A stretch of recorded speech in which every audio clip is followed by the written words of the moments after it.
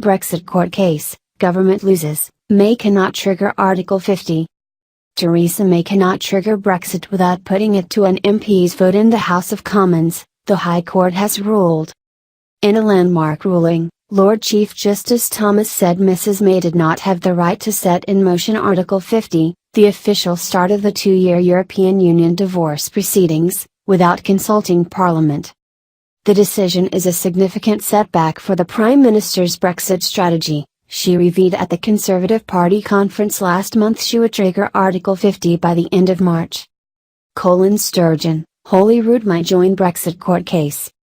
The government immediately announced it would appeal against the ruling, and the two sides will now prepare for another showdown at the Supreme Court in early December. A Downing Street spokeswoman said it was the PM's intention to stick to the end of March deadline for Article 50. Speaking outside the court, businesswoman Gina Miller, who brought the case with hairdresser Theresa dos Santos, welcomed the decision and said it would bring sobriety to Brexit proceedings.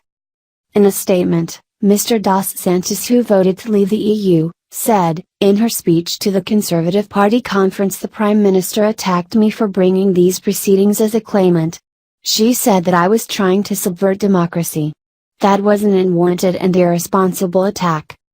As is my constitutional right, I sought the protection of the court to stop unlawful government action. The court has now given me that protection. The ruling saw the pound jump more than 1% against the dollar, at $1.24, in the immediate wake of the High Court announcement. Unless the decision is overturned by the Supreme Court, or on further appeal to the European Court of Justice, then it will be for MPs to decide when to start the UK's exit from the EU. Around two-thirds of MPs voted Remain, but many will be reluctant to overturn the public's decision. However, in constituencies where people voted Remain, MPs could come under pressure from their voters to block Article 50. It will allow MPs to refuse to start divorce proceedings until they are happy with the precise terms of the Brexit deal, and the SNP MPs are likely to play a key role. How people reacted to the Brexit court ruling. Some Tory MPs suggested Mrs May should call a general election if MPs attempt to block Article 50 to increase her majority. Speaking in the House of Commons moments after the ruling, International Trade Secretary Liam Fox said, "The government is disappointed by the court's judgment. The country voted to leave the European Union in a referendum approved by Acts of Parliament. The government is determined to respect the result of the referendum. This judgment raises important and complex matters of law, and it's right that we consider it carefully before deciding how to proceed."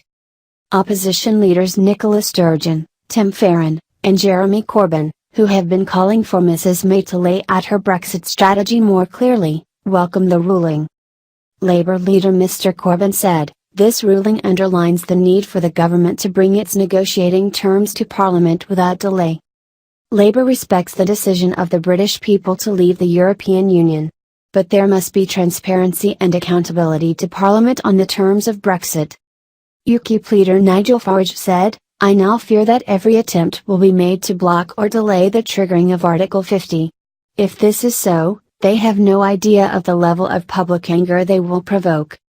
Bank of England Governor Mark Carney said the judgment was an example of the uncertainty that will characterize this process.